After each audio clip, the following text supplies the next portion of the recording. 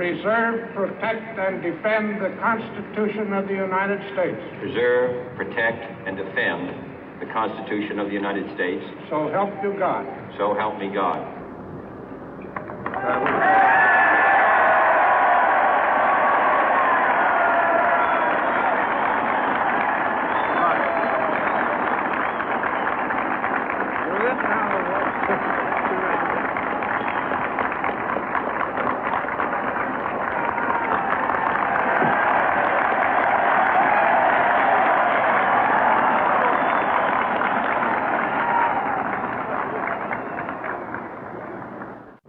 Vice President Johnson, Mr. Speaker, Mr. Chief Justice, President Eisenhower, Vice President Nixon, President Truman, Reverend clergy, fellow citizens. We observe today not a victory of party, but a celebration of freedom, symbolizing an end as well as a beginning, signifying renewal as well as change.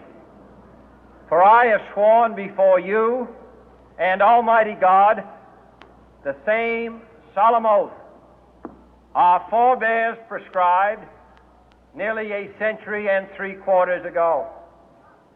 The world is very different now, for man holds in his mortal hands the power to abolish all forms of human poverty and all forms of human life. And yet the same revolutionary beliefs for which our forebears fought are still at issue around the globe. The belief that the rights of man come not from the generosity of the state, but from the hand of God. We dare not forget today that we are the heirs of that first revolution. Let the word go forth from this time and place to friend and foe alike that the torch has been passed to a new generation of Americans born in this century, tempered by war, disciplined by a hard and bitter peace, proud of our ancient heritage, and unwilling to witness or permit the slow undoing of those human rights to which this nation has always been committed and to which we are committed today at home and around the world.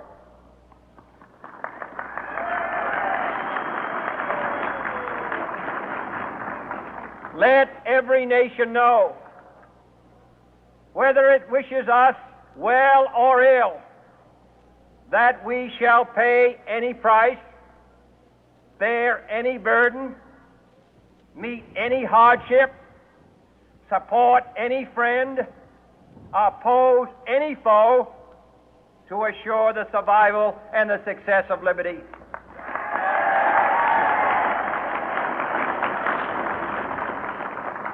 This much we pledge and more.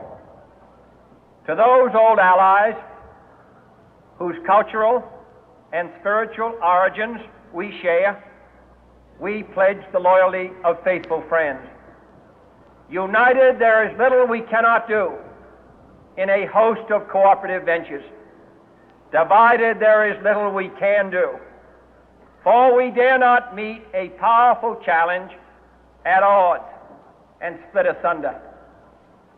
To those new states whom we welcome to the ranks of the free, we pledge our word that one form of colonial control shall not have passed away, merely to be replaced by a far more iron tyranny.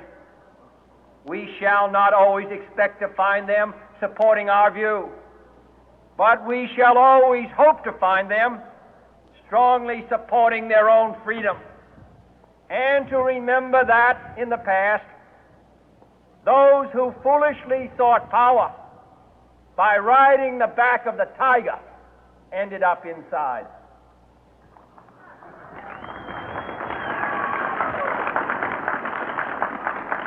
To those people in the huts and villages of half the globe struggling to break the bonds of mass misery, we pledge our best efforts to help them help themselves for whatever period is required, not because the communists may be doing it, not because we seek their votes, but because it is right.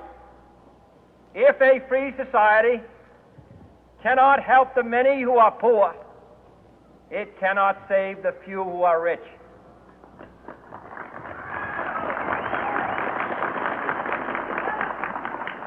To our sister republics south of our border, we offer a special pledge to convert our good words into good deeds, in a new alliance for progress, to assist free men and free governments in casting off the chains of poverty. But this peaceful revolution of hope cannot become the prey of hostile powers. Let all our neighbors know that we shall join with them to oppose aggression or subversion anywhere in the Americas. And let every other power know that this hemisphere intends to remain the master of its own house.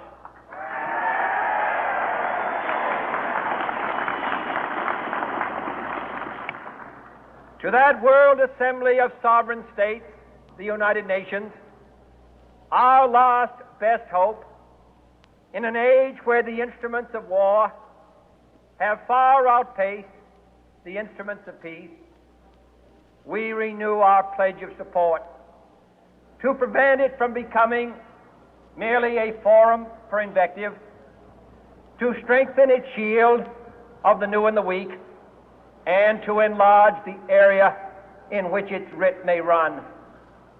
Finally, to those nations who would make themselves our adversary, we offer not a pledge, but a request that both sides begin anew the quest for peace. Before the dark powers of destruction, unleashed by science, engulf all humanity in planned or accidental self-destruction, we dare not tempt them with weakness, for only when our arms are sufficient beyond doubt can we be certain beyond doubt that they will never be employed. But neither can two great and powerful groups of nations take comfort from our present course, both sides overburdened by the cost of modern weapons, both rightly alarmed by the steady spread of the deadly atom, yet both racing to alter that uncertain balance of terror that stays the hand of mankind's final war. So let us begin anew, remembering on both sides that civility is not a sign of weakness, and sincerity is always subject to proof. Let us never negotiate out of fear, but let us never fear to negotiate.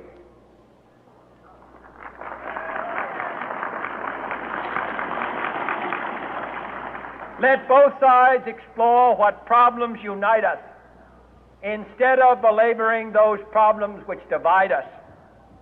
Let both sides, for the first time, formulate serious and precise proposals for the inspection and control of arms, and bring the absolute power to destroy other nations under the absolute control of all nations.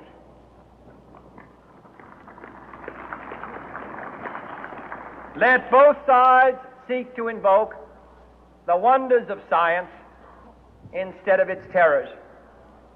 Together, let us explore the stars, conquer the deserts, eradicate disease, tap the ocean depths, and encourage the arts and commerce.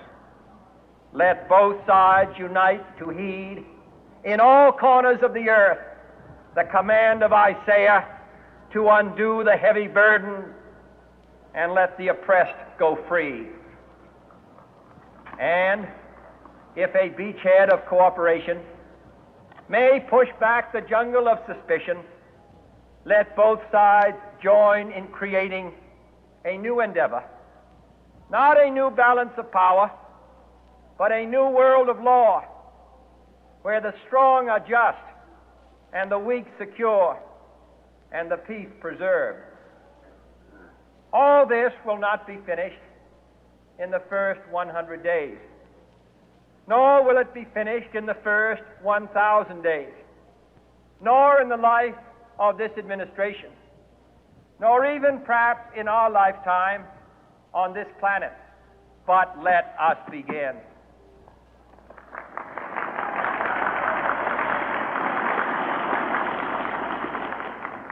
In your hands, my fellow citizens, more than mine, will rest the final success or failure of our course. Since this country was founded, each generation of Americans has been summoned to give testimony to its national loyalty. The graves of young Americans who answered the call to service surround